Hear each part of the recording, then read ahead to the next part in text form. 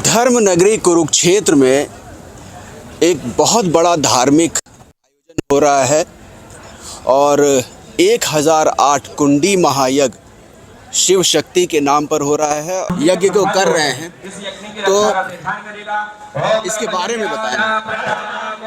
1008 कुंडीय महायज्ञ है।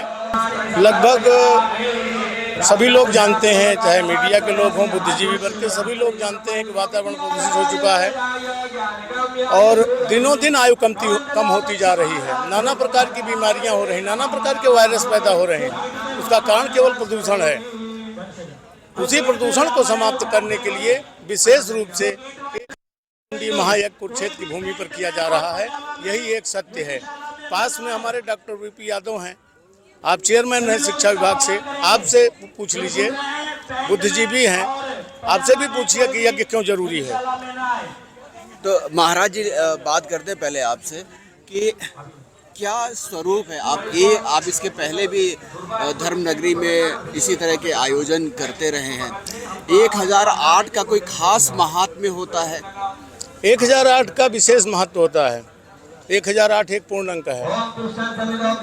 हर संत के आगे 1008 लग जाता है। उसका कारण है कि उसका निजी जीवन समाप्त हो जाता है, सामाजिक जीवन शुरू हो जाता है, अर्थात एक जीवन पूर्ण हो जाता है। इसलिए आगे 1008 लगाया जाता है। उसी तरह 1008 कुंडी महायज्ञ है। 1008 कुंडी महायज्ञ यदि किसी तरह कर ले जाते हैं, पूर्णाहुति कर ले जाते हैं, तो ये समझो कि दूसरा जीवन मिला। तो कितने ब्राह्मण जो है यहाँ बैठ करके करेंगे? क्या पद्धति एक तरीके से होगी? पद्धति इसकी ये है कि अग्नि प्रज्वलित हुई, अभी आप सबने देखा होगा, घर्षण के द्वारा, निमंथन के द्वारा अग्नि प्रज्वलित की जाती है और उसके बाद प्रतिदिन पाठ होंगे, रुद्री के पाठ होंगे, रुद्र अष्टाध्यायी के पाठ होंगे, दुर्गा सप्तशती के पाठ होंगे और दोनों की आहुतियाँ पड़ेंगी। शिव और शक्ति, शिव माने पिता, शक्ति माने माता। तो ये भी कहा जा रहा है कि जो हवन किया जाएगा, यज्ञ जो किया जाएगा, वो संगीत की धुनों पे किया जाएगा, ऐसा भी कुछ है? वो अपना संगीत की धुन पर जो होता है वो हमारा व्यक्तिगत है। उसको साधना समझें आप या उसको कुछ समझें, वो एक विशेष रूप से व्यक्तिगत है। बाकी शेष वही यज्ञ होता है जो पारंपरिक जैसे पहले होते आए हैं, वैसे ही यज्ञ होंगे।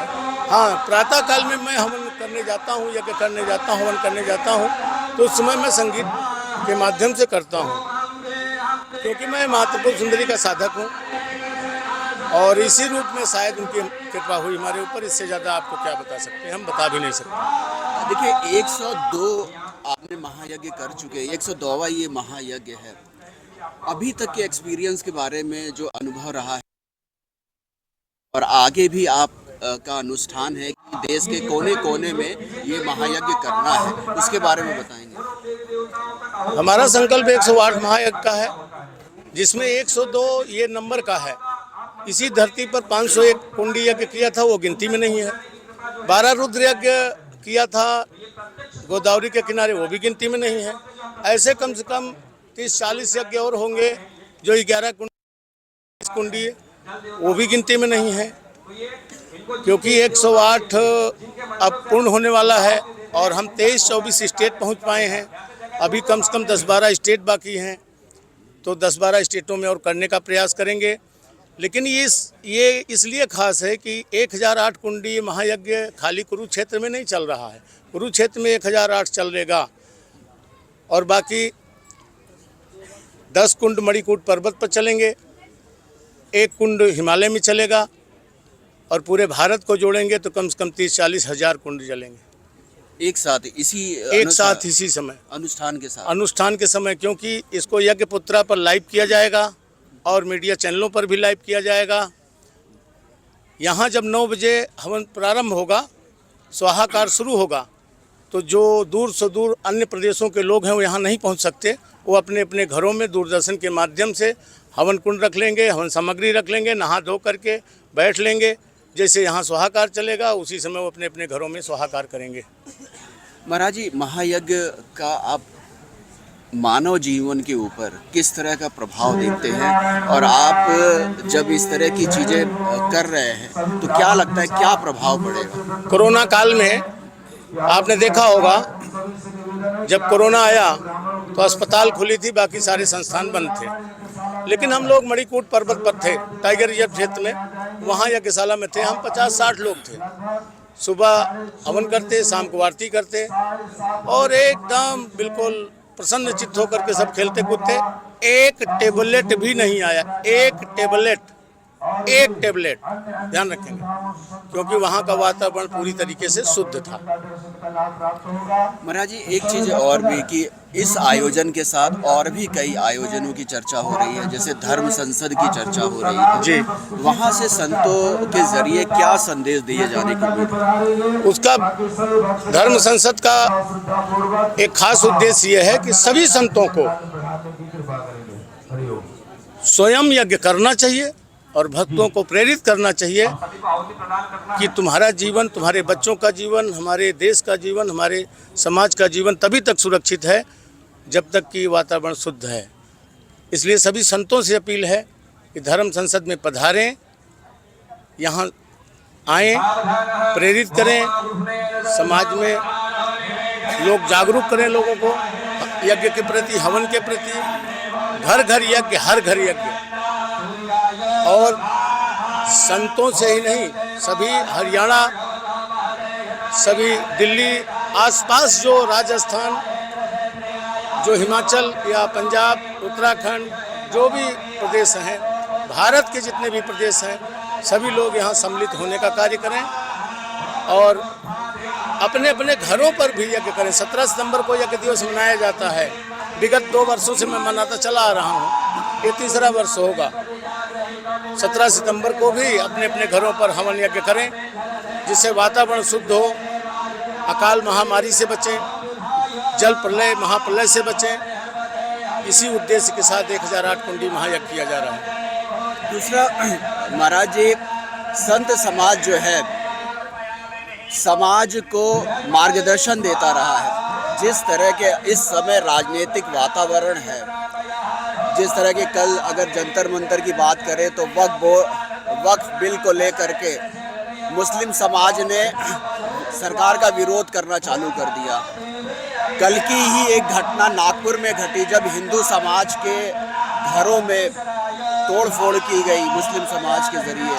तो इस तरह की घटनाओं को देखते हुए संत समाज क्या कहेगा? हमारे यहाँ शस्त्र और शास्त्र दोनों सिखाया जाता है।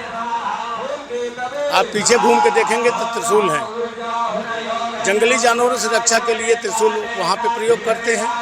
बाहर आते हैं तो मानव रूपी जो जानवर हैं इनसे रक्षा के लिए इसका प्रयोग करते हैं।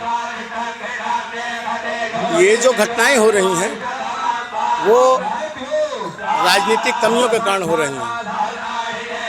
ये राजनीतिक लोग, कुछ लोग हैं, हम राजनीति के में नहीं फंसना चाहते और ना ही हम ये इधर उधर की कोई टिप्पणी करना चाहते। लेकिन ये है कि राजनीतिक लोग अपने स्वार्थ के लिए टोपी भी पहन लेंगे, वो किसी हद तक जा सकते हैं, उनको कुर्सी चाहिए, इन केन प्रकार। यही दुख का कारण है। मैं प्रधानमंत्री का प्रचारक हूँ, मैं ठोक के बोलता हूँ, मैं उसके व्यक्तित्व का प्रचारक हूँ। आज तक कोई प्रधानमंत्री ऐसा नहीं रहा जो भगवा पहन करके फोटो खिंचा ले किसी मंदिर में। डरते थे लोग, लेकिन उसने केदारनाथ हो, बद्रीनाथ हो, काशी हो, महाकाल हो, सऊदीया हो, त्रिपुरा हो, ढाका हो, कामाख्या हो, जहाँ वो गया उस स्थान को पुनर्जागृत कर दिया, जीर्णोद्धार करवा दिया। सनातन का डंका पूरे विश्व में बज रहा है। आज किसी भी इंडियन को कोई भी गलत शब्दों का प्रयोग नहीं कर सकता। नहीं, कुछ दिन पहले अभी 2014 के पहले 11, 12, 2013 में 7, 8, 9 में ये हाल थे कि इंडियन को बाहर विदेश में इंडियन डाक तक बोला जाने लगा था। उसने कहा था कि हम ऐसा कर देंगे कि आंखों में आंखें मिला के बात कर सको। आज भारतीय आंखों में आंखें मिला के बात करता है किसी भी देश से। तो इस महायज्ञ को लेकर के आम लोगों से को भी कोई संदेश देना चाहते हैं या कोई बात कहना इस महायज्ञ को लेकर के यही संदेश देना चाहते हैं कि सभी लोग जागरूक हों, अपने अपने जीवन रक्षा के लिए, अपने बच्चों की रक्षा के लिए सभी लोग हवन यज्ञ में सम्मिलित हों और स्वयं अपने अपने घरों पर करें।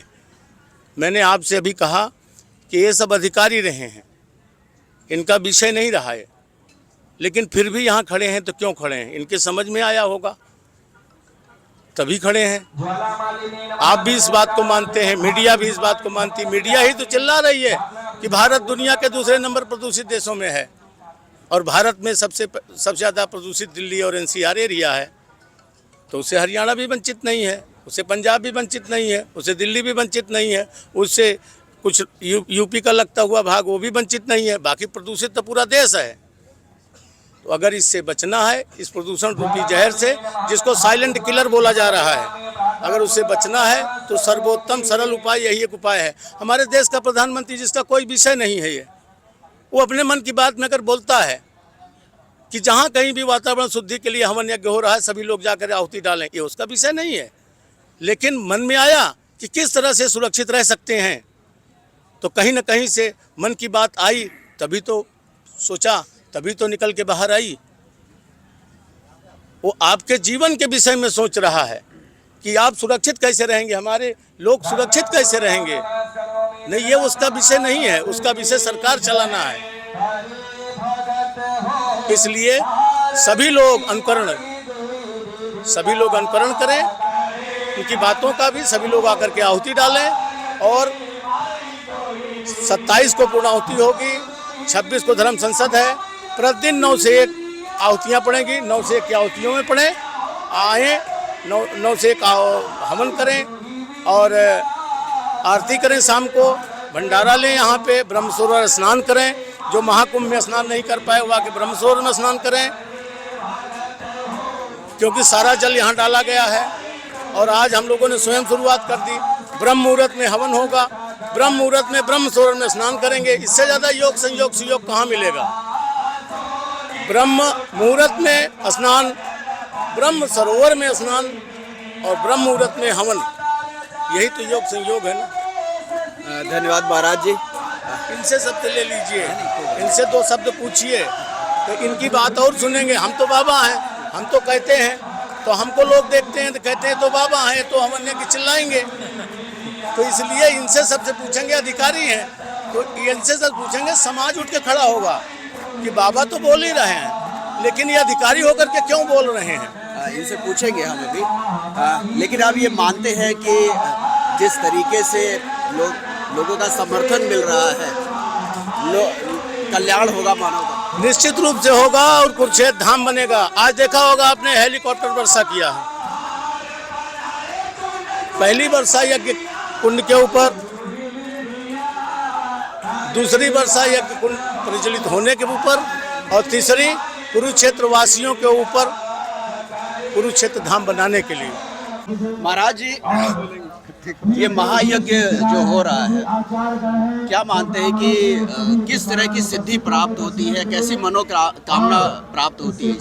असंभव को संभव करने के लिए यज्ञ की गई है। राजा महाराजा जब यज्ञ कराते थे, कभी विजय प्राप्ति के लिए कराते थे, कभी संतान प्राप्ति के लिए। संतान प्राप्ति के लिए स्वयं आप साक्षी हैं, राजा दशरथ को भी यज्ञ करानी पड़ी है। तो इस 1008 कुंडी महायज्ञ में जो भी सम्मिलित हो गए, उनकी मनोकामनाएं अवश्य पूर्ण हो जाएंगी। किसी भी प्रकार का रोग हो, दुख हो, किसी प्रकार से घर में कोई अशांति हो, किसी प्रकार से उनका कोई कार्य अटक रहा हो, तो निश्चित रूप से पूर्ण होगा। तो कुरुक्षेत्र धाम में 1008 कुंडी महायज्ञ हो रहा है। त्रिपुरा पीठाधीश्वर हरिओम गिरी महाराज जी का आम लोगों से आह्वान है कि इस आयोजन में वो शामिल हों। अगर ना शामिल हो सकते हो तो यज्ञ अपने घरों पर जरूर करें। इससे मानव का कल्याण होगा, पर्यावरण साफ सुथरा होगा। कैमरामैन सुनील के साथ हरे राम मिश्रा, सुदर्शन न्यूज कुरुक्षेत्र।